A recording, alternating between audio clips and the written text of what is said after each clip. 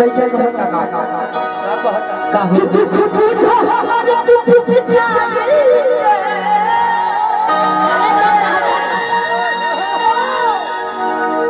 कितना हम के बीमारी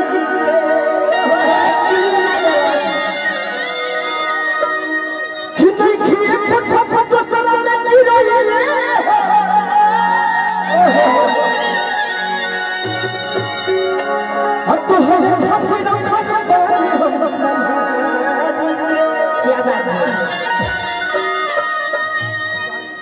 एगो कुछ दिन पहले गीत गौले रही आप लोगों तरह का बहुत ज्यादा प्यार दुलार दे रहे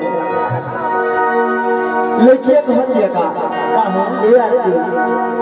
किला को तपाला जी आदि रोटी में खाला जी किला भी कैसे की आज बड़ा भाभाला जी ए बानी भैया कि ढोली राग दहिया हज कद बहतिया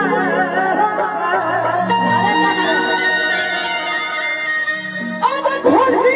राग दहिया हज कद बहतिया के सुनने वाले गीत के तने हाथ उठावे ता ताली बाजी न हो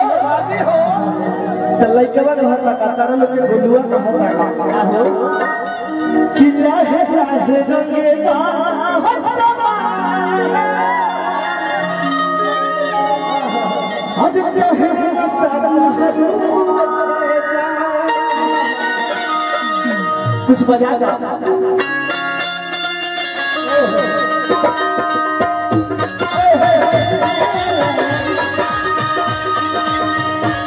फास्ट बजाइए फास्ट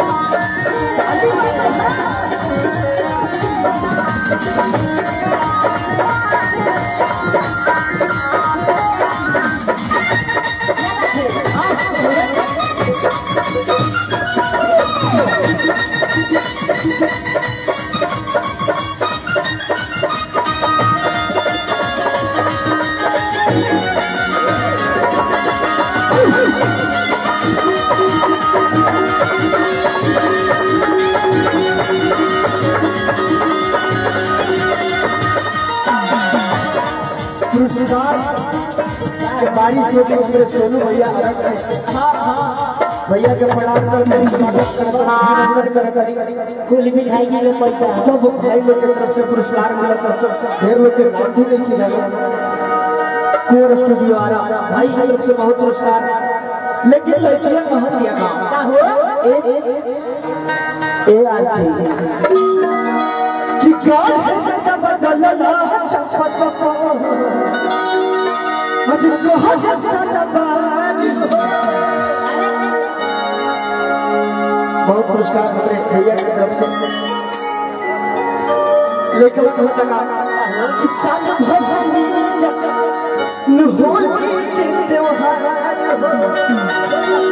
तनिया वो मिजाज कि काल है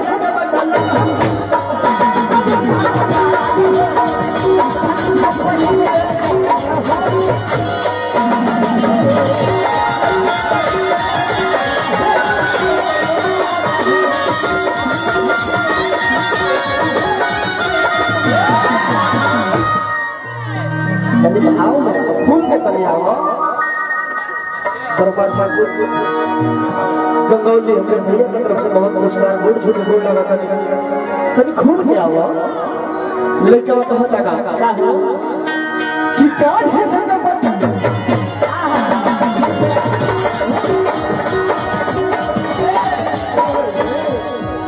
आवे आवे आवे आवे अच्छा मैं कतला